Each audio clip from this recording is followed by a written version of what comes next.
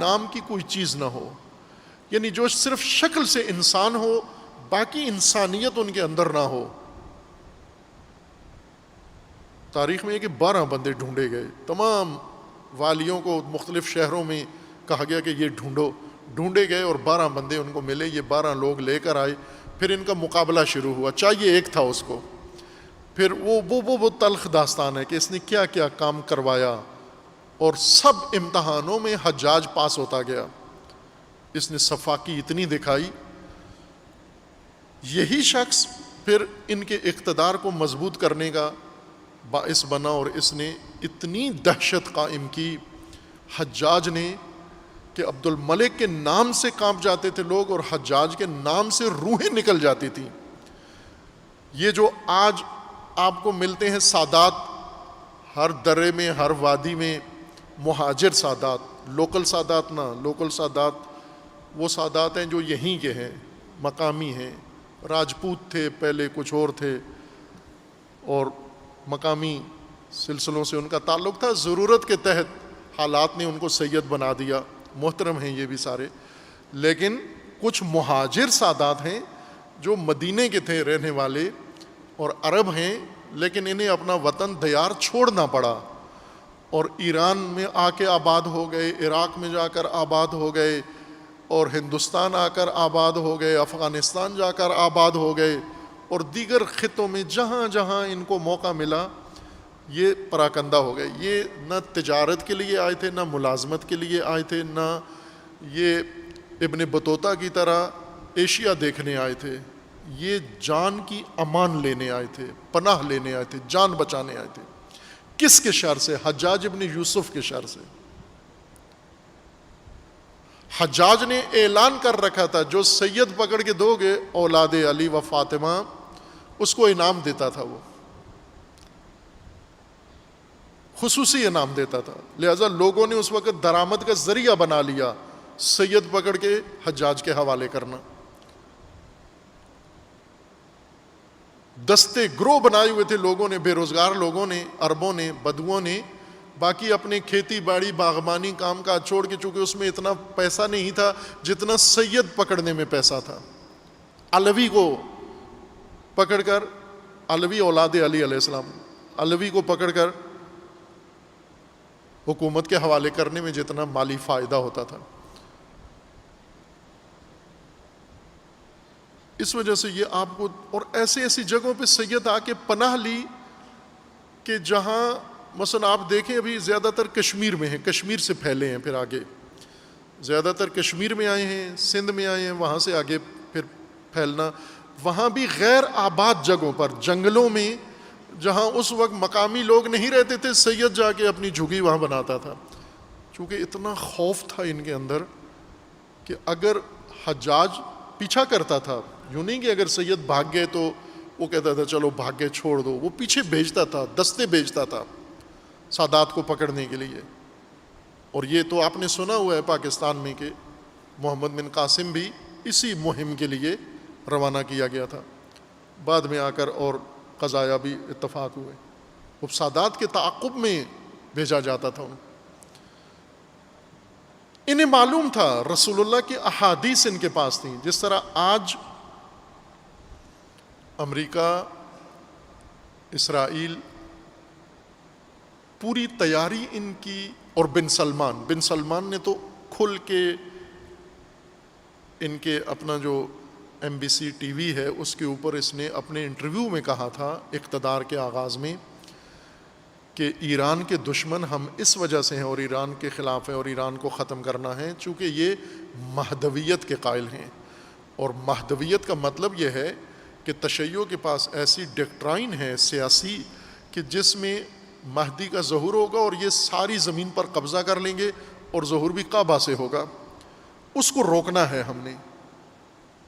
اور یہ جو ابھی اتحاد بھی ہو رہا ہے، الائنس بھی ہو رہا ہے، امریکہ، اسرائیل اور عرب آپس میں مل رہے ہیں، یہ در حقیقت مہدویت کو روکنے کے لیے، انقلاب مہدی کو روکنے کے لیے۔ کیوں اتنا بوکھلا گئے ہیں؟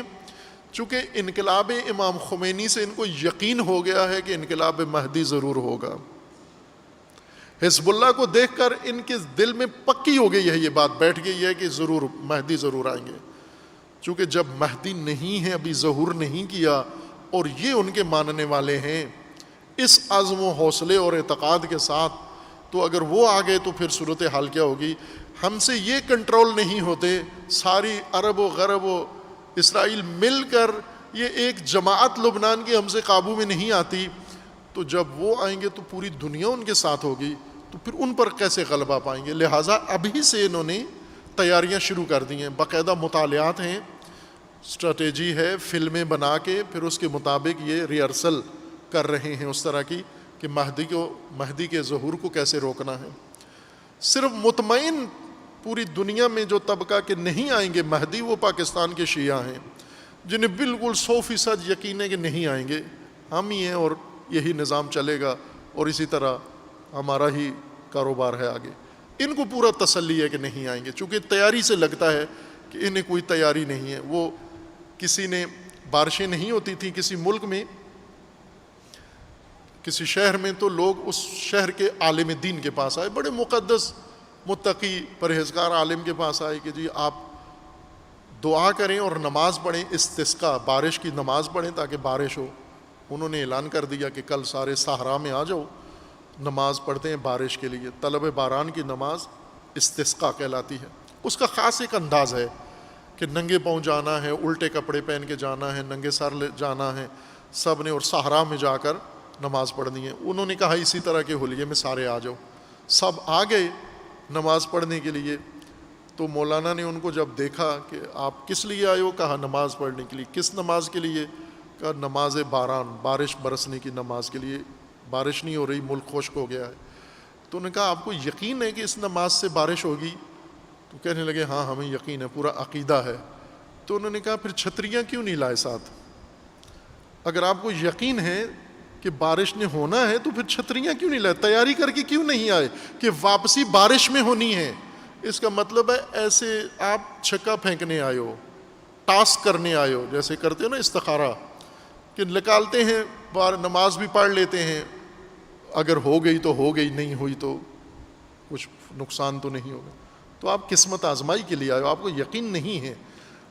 اسی طرح عزیزان، ہم جب اپنے لوگوں کو دیکھتے ہیں تو تیاری ان کی کوئی نظر نہیں آتی، تیاری کے موڈ میں نہیں ہے، اس راہ پر ہی نہیں ہے، اس فکر میں نہیں ہے، ان کے اندر وہ سنجیدگی نہیں ہے. لگتا ہے کہ ان کو نہیں ہے، ان کو پورا یقین ہے کہ نہیں آنا، لیکن دشمنوں کو یقین ہے کہ آنا ہے، پوری تیاری کے لیے لگے ہوئے ہیں. خوب روک رہے ہیں کہ اقتدار کے رقیب عالمی، امریکہ کے عالمی اقتدار کا رقیب، وہ اگرچہ چائنا کو سمجھتا ہے کہ چائنا ہمیں شکست دینے والا ہے، لیکن اصل رقیب اپنا امام مہدی کو سمجھتے ہیں اجل اللہ تعالی فرجہ الشریف، اور اس مکتب امامت اور اس مکتب ولایت کو سمجھتے ہیں. وہی مکتب امامت و ولایت جو پاکستان کے شیعوں کو تعلیم دیا گیا ہے کہ یہ نفاذ کے لیے نہیں ہے، یہ فقط تذکرے کے لیے ہے، اس کی بات نہ کرنا. امام مہدی بھی جب آئیں گے تو جمہوریت قائم کریں گے، چونکہ عوام کا ووٹ دینا یہی ولایت فقیہ ہے. عوام کا آ کر یہ کسی کو نمائندہ بنا کے پارلیمنٹ بنا دینا یہی امامت کا نظام ہے. یہ نظریہ ہے پاکستانیوں کا.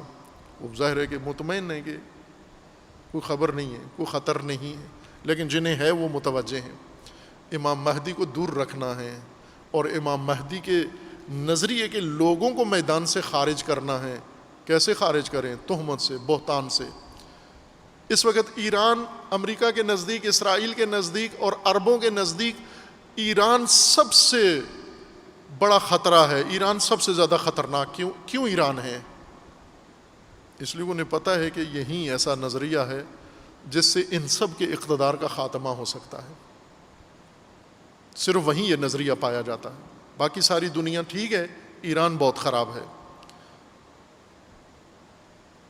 یہ بنو امیہ نے پہلے سے اصول قائم کیے ہوئے تھے کہ آپ اپنے رقیب کو اس طرح سے بے اثر کر دو، لوگوں کو اتنا متنفر کر دو. اور لوگوں کی یہ کمزوری بنو امیہ کے ہاتھ میں تھی. بنو امیہ نفسیات سمجھتے تھے لوگوں کی، اسلام سے پہلے سے